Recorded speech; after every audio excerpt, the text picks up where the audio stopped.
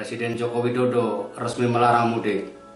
Menteri Koordinator Bidang Kemaritiman dan Investasi Luhut Binsar Panjaitan mengibaratkan larangan mudik yang baru diberlakukan sekarang sebagai strategi militer. Benarkah demikian? Larangan mudik yang diputuskan hari ini cukup mengejutkan karena sebelumnya Jokowi maupun Luhut tegas menyebut tidak akan melarang mudik. Salah satu alasan pemerintah tidak melarang mudik adalah ekonomi. Menurut Jokowi, setelah penerapan pembatasan sosial, ada kelompok masyarakat yang penghasilannya turun atau bahkan tidak memiliki pekerjaan dan penghasilan lagi. Alasan kedua, mudik sudah menjadi tradisi puluhan tahun. Sementara Luhut, yang juga Menteri Perhubungan ad interim, pernah mengatakan telah memberikan masukan kepada Presiden agar tidak melarang mudik dengan alasan supaya ekonomi tidak mati sama sekali.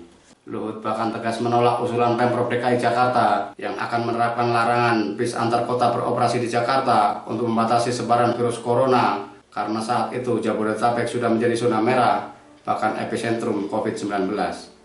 Meski tidak melarang, namun pada saat bersamaan pemerintah gencar mengimbau agar masyarakat tidak mudik. Sebagai kompensasinya, pemerintah menyiapkan instrumen jaring pengaman sosial untuk memenuhi kebutuhan pokok masyarakat. Dalam perkembangannya, Presiden Jokowi kemudian melarang mudik bagi aparatur sipil negara, pegawai BUMN, anggota TNI dan Polri. Alasan-alasan dibalik keengganan pemerintah melarang mudik akhirnya menjadi simalakama ketika puluhan ribu masyarakat tetap mudik, tidak peduli dengan imbauan pemerintah. Dalam waktu sekejap, sejumlah daerah melaporkan adanya warga yang positif terinfeksi virus corona. Alasan tradisi juga dianggap tidak tepat, mengingat tradisi-tradisi lain, bahkan ibadah keagamaan seperti Jumatan di masjid, telah dilarang oleh institusi-institusi terkait. Dan kini, Jokowi telah resmi melarang mudik. Alasannya, masih banyak warga yang bersikeras mudik.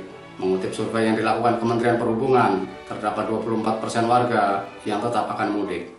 Namun jalan tol dipastikan tidak akan ditutup, KRL juga tetap akan beroperasi. Hanya saja kendaraan umum dan pribadi dilarang keluar masuk zona merah dan daerah yang telah menerapkan pembatasan sosial berskala besar atau PSBB. Menurut Direktur Jenderal Perhubungan Darat Kementerian Perhubungan, Budi Setiadi, akan ada sanksi bagi yang melanggar larangan mudik. Sanksi tersebut didasarkan pada Undang-Undang Nomor 6 Tahun 2018 tentang kekarantinaan kesehatan. Jika mengacu pada pasal 93, maka sanksi yang akan dikenakan berupa penjara paling lama 1 tahun atau denda maksimal 100 juta.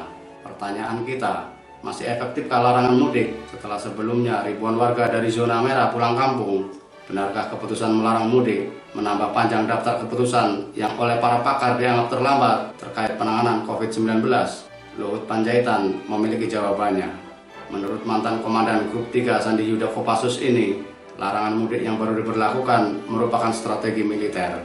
Maksudnya, menurut Luhut, pemerintah melakukan strategi bertahap, bertingkat, dan berlanjut. Semua dipersiapkan secara matang, ujar Luhut melalui konferensi pers virtual. Ditambahkan Luhut, jika diumpamakan proses militer, maka dilakukan terlebih dahulu persiapan logistik, sosialisasi, latihan, baru kemudian dieksekusi. Sebagai prajurit TNI yang pernah bertempur di Timur Timur, kita percaya dengan strategi militer Luhut. Tetapi apakah strategi itu efektif diterapkan di wilayah sipil dalam rangka melawan pandemi corona?